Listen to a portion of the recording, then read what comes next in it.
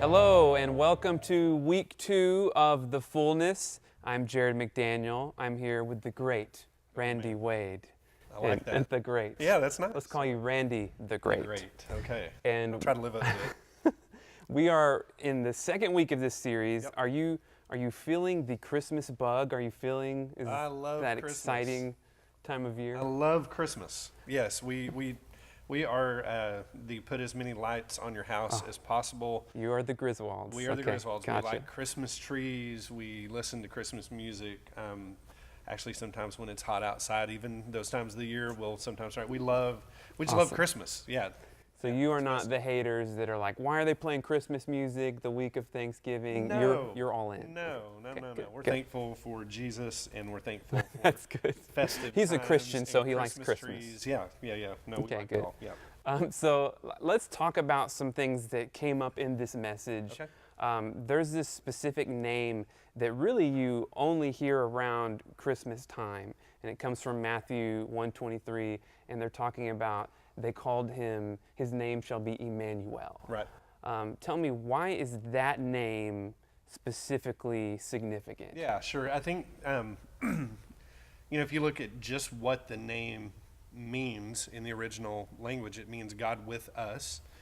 And if you look at the timing of everything, what was really interesting is God had, for all practical purposes, been silent for many generations. And so that's why you see a lot of references to, God the Father of Abraham, Isaac, and Jacob. There was this distant thing where God was far off and maybe even not even concerned anymore. He was aloof at best. And so whenever the angel shows up and says, you're going to give birth to a son, and this son is the Son of God. This is going to be God in the flesh, and you are to name him Emmanuel. The people understood at that moment that the silence of God had been broken. That's huge. And so now you have God, sovereign creator, merciful, redemptive, powerful God, with, meaning he's no longer going to be distant, no longer would he be perceived as being aloof. And then the us part of it probably was one of the most compelling parts of that title, because people are going, wait, you mean because we're broken, we're messed up, we're sinful people, and so sovereign, holy God is going to be with us. Yeah. And so I think that that name, there's so much in that name that really should resonate with us throughout the year. Yeah, just to think about the mentality of, up until this point, thinking of, well, to even get close to the presence of God meant going to this temple, and you had to be the priest in this holiest of holies spot, and you may still not get out alive. Yeah, you could die just by being that close. I mean, and you think of Moses when it says he was trying to catch a glimpse of God, and it's like all he could see is like maybe a fraction of his back at a split second, because that's just the power and majesty of God, which they talked about last week. But to think of God being with us. Man, that's it's mind-blowing, huge. Honestly, yeah. So that's something you can talk about in your group also. This name Emmanuel, God with us. What does that mean to you specifically? What does that mean to you personally, knowing that God chose to be with us? Let's talk about a gross word now. Okay. This is a word that kind of ekes me out a little bit. The word flesh. Okay. Yeah. Flesh. Don't let it gross you out too much. We've all got it. We've all got it. I see that now. But when it talks about the Word became flesh, we're talking about God basically putting on flesh, that's what Jesus is. Let's talk about that word. What is the Bible trying to tell us with that word specifically, flesh? Yeah, I think what the Bible's trying to communicate with that word is God condescended himself out of the throne room of heaven and took on humanity. And that absent sin, there's nothing wrong with humanity. God created Adam and Eve as human beings, and he created them as people of flesh. And so whenever it says in the Word being God, because John 1:1 says in the beginning was the Word was with God, and the Word was God. So the Word, God, became flesh and dwelt among us. I think it just simply means, and we overcomplicate this honestly, he became human.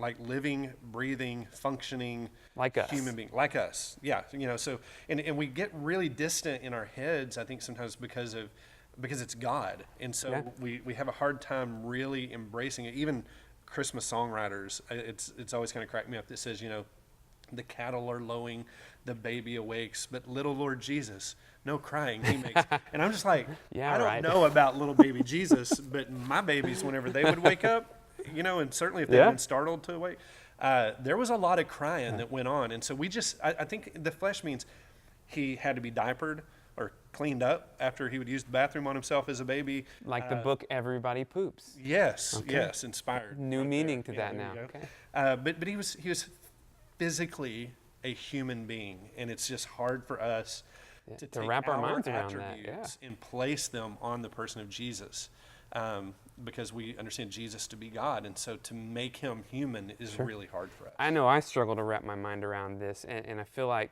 for a long time, Jesus is kind of portrayed as this British accent guy, this just like, I am, this perfect guy, which he was perfect, and yet he had flesh. And so, I mean, here's the real question.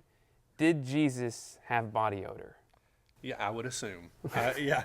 I've not yet Did been to they the have Holy Land, deodorant? but I've been places where they don't have deodorant, and I'm just guessing that I'm guessing that he had body odor. If he were like physical Jesus with us today, still living kind of in that time period, I think we would hand him a stick of right guard and say, the right guard works under the left arm too, bro. I mean, you have got to do some maintenance here. Because, I think so. He was Getting a the red human zone. being. Yeah, for sure.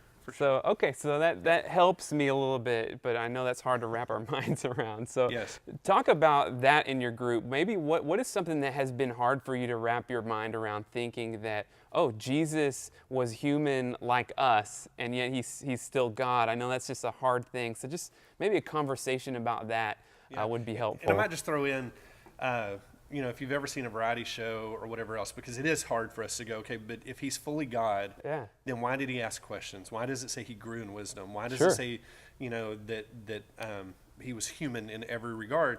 And I think if you've ever seen a variety show or whatever else, like America's Got Talent, sometimes you'll see somebody who has really good vision, but they put a blindfold on so that they can shoot an arrow and hit an apple on somebody's head or whatever else.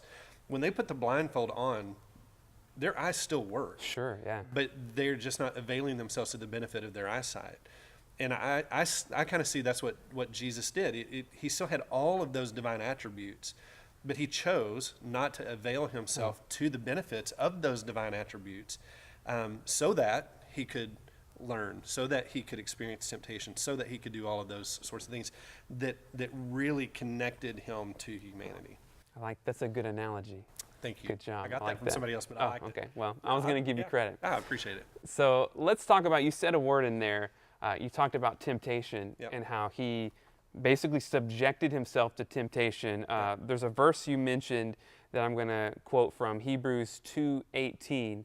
And it starts in 17 by saying, therefore, he had to be made like his brothers in every respect. Then it goes on in 18 to say, for because he himself has suffered temptation, he is able to help those who are being tempted. So, again, hard to wrap my mind around. Are you saying that Jesus was tempted just like us? Yes. So what does that mean for us? What does that look like for the average Christian to know that? Well, I think for the average Christian to know it, and for the unbeliever to know it, because there's probably some people sitting in groups that have never received the life of Christ. And part of what creates the distance is they think God just doesn't get them, that God doesn't understand them, that God is still distant, that he's too far away, because they haven't physically seen, touched, smelled, or whatever else, this person, Jesus. Because in the early church, no one doubted his being fully human. No one. That was never even a question, right? The people that walked with Jesus. They had a harder time getting their head around his divinity. After the crucifixion, so I need to correct that, after the crucifixion and in the early church, one of the first heresies they had to deal with was people going, well, we believe that he's God, but this fully human thing, we don't have to get our heads around that. And so I think it is important to remember this. I think the reason that it says that, therefore he had to be made like his brothers in every respect, for because he himself has suffered when tempted, he's able to help those who are being tempted. If God had never left heaven and dwelt among us in the flesh, then when we, as the created, cry out to Creator God, I'm overwhelmed with temptation and I don't know what to do, his response would probably be something along the lines of, well, there's no temptation where I'm at. And so I'm sorry that it's broken down there, but that's really just not a thing that I get or I want to have anything to do with or whatever. Whenever somebody says I'm isolated, I feel burdened, I feel abandoned or whatever else, he says, but there's no abandonment up here. I've got everything that I need up here. And so you go through this whole list of whatever these issues are that we would cry out to God with. But God, because he loved us, and that's one of the big takeaways, hopefully, of this message from Sunday, is that he loved us enough that he said, look, I want to get you, and I want you to have a good view of me, and I want to have a really good view of you, so that whenever you cry out, I feel really tempted, and I'm overwhelmed with temptation, that God is able to say, I completely get what you're feeling. Like, I know what you're feeling. I know what it feels like to be abandoned. I know what it feels like to be brokenhearted. I know what it feels like to feel alone. Like, I get all of those things. And because I have walked through all of those seasons, you can trust me to help you get through these seasons also. It's a big deal. So I think that's where God became flesh and dwelt among us. That dwelling was so that we could get a better view of him and he could have a great view of us. And that's where this really cool intersection of our humanity with the divinity of God makes sense, because he says, I understand you and I get you because I've dwelt among you. I mean, what a picture of love that is from God. And I think we water it down when we think that Jesus just came down and it was like a paint by numbers, little connect the dots, like, oh, I'm just going to walk through the steps. It's so easy, and I'm not really subjected to temptation. But that's not what Scripture says. He was subjected to it like us. Yeah. Oh, whenever you really start examining the life of Christ and you look at the words that the biblical writers, inspired by God to write, the words that they use, he was distressed. Yeah. His physical body responded the same way our physical bodies, physiologically speaking, respond when we feel overwhelmed. So he was distressed. Jesus dealt with stress issues. He dealt with abandonment. Whenever I say broken heart, he was brokenhearted whenever he died on the cross. I mean, there's this moment on the cross where, he's going, Father, forgive them because they don't have any idea what they're doing. He did not enjoy, physically speaking, the crucifixion, but he endured it for the glory that was set before him, because he knew that because of his divine attributes, that this was the plan of God to redeem people like you and I. And the struggle you see him have in Gethsemane when he's praying and crying out, I mean, that's a very human struggle that he's facing. That's huge. I hope you see in your group just how that's a game changer, to know that God loved us so much that when he sent Christ, when he came and became flesh, that meant he subjected himself to temptation with us. Yeah. And so talk about that. And it wasn't just a little bit of flesh. Yeah. He was the whole fully thing. Human. Yeah, 100%. He had to become fully human in order to save us fully. He had to. So talk about that in your group. Hopefully there's a really good discussion there, because that's a game changer for a lot of people. Like you said, a lot of people don't believe this because they think of God as this aloof character, when in reality, he's fully human and fully God. So thank you so much for joining us and this week 2 of the Fullness, and we'll see you next time.